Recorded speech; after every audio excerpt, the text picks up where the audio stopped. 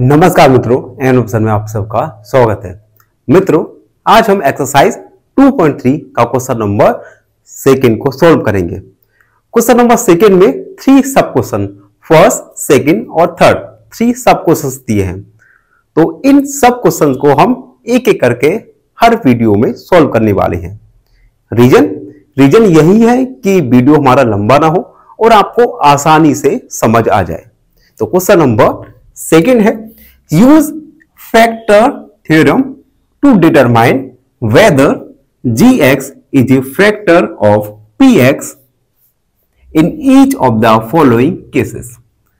हमें factor theorem का use करके फाइंड करना है कि gx px का एक फैक्टर है अथवा नहीं। बेसिकली इस क्वेश्चन को सॉल्व करने के लिए हम फैक्टर थ्योरम का यूज करेंगे। और फैक्टर थ्योरम क्या है, हमने ये एक्सरसाइज के ओवरव्यू में जाना था। तो जिन मित्रों ने एक्सरसाइज का ओवरव्यू नहीं देखा तो प्लेलिस्ट में जाइए और जानिए फैक्टर थ्योरम के बारे में। बेसिकली फैक्टर थ्योरम में हम गिवन पॉलिनोमियल में रिमाइंडर फाइंड करते हैं। तो हम इन क्वेश्चंस में भी रिमाइंडर फाइंड करेंगे। अगर रिमाइंडर हमारा 0 आ गया, इट मींस gx px का फैक्टर होगा। अगर रिमाइंडर 0 नहीं आया तो gx is not a factor of px। सबसे पहले रिमाइंडर निकालेंगे। उसके लिए हमें लिखना होगा फाइंडिंग रिमाइंडर व्हेन px को हम डिविडेंड मानेंगे। डिविडेंड होगा 2x power Q plus x square minus 2x minus 1 और डिविजर होगा x प्लस 1। उसके बाद स्टेप फर्स्ट में हम डिवीजर को हम 0 पुट करेंगे। अब देखिए, डिवीजर को हमने 0 माना तो x प्लस 1 के इक्वल में आएगा 0। यहां से हम x का वैल्यू फाइंड करेंगे। अब 1 को हम राइट हैंड साइड ले जाएंगे तो साइन चेंज होगा और x का वैल्यू निकल के आएगा -1। अब हमारा स्टेप सेकंड आएगा, स्टेप सेकंड जिसमें हमें px को लिखना होगा। px equal 2x square x की power q plus x square minus 2x minus 1।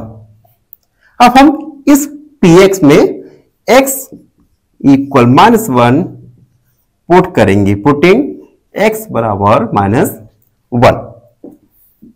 अब देखिए, px x की जगह -1 लिखा हमने, इक्वल 2x का पावर क्यू, 2x की जगह -1 का power Q plus x square, तो x की जगह -1 का स्क्वायर प्लस माइनस 2x की जगह -1 प्लस 1, ये -1 है।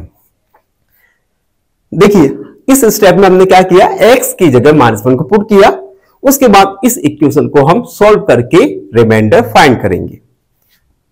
p-1 इक्वल, अब देखिए 2 मल्टीप्लाई -1 की पावर q, -1 की पावर q होगा -1 multiply -1 multiply -1, minus multiply minus, ये होगा माइनस माइनस का मल्टीप्लाई माइनस के साथ करेंगे तो आएगा प्लस, 1 का मल्टीप्लाई 1 के साथ तो 1 मल्टीप्लाई -1। अब 1 का मल्टीप्लाई -1 के साथ करेंगे तो आएगा 1 1 जा 1 माइनस का 1, तो 2 माइनस का 1 प्लस -1 का स्क्वायर होगा प्लस का 1, 1 1 जा 1। अब माइनस का मल्टीप्लाई माइनस के साथ करेंगे तो हो जाएगा प्लस, और 1 का मल्टीप्लाई 2 के साथ करेंगे तो 1 2 जा 2 प्लस 1। अब देखिए, यहां पे ये माइनस है, यहां पे क्वेश्चन में माइनस है तो ये हमने माइनस लिखा। p -1 इक्वल 2 का मल्टीप्लाई -1 के साथ करेंगे तो आएगा माइनस का 2 +1 + 2 माइनस का 1, माइनस का 1 प्लस का 1 0, प्लस का 1 माइनस का 1 0, तो p -1 का वैल्यू आया 0। और जब रिमाइंडर 0 आता है तो फैक्टर थ्योरम के अकॉर्डिंग जब रिमाइंडर 0 आया तो गिवन पॉलिनोमियल gx फैक्टर होगा px का। तो हम लिखेंगे since reminder p -1 is 0, therefore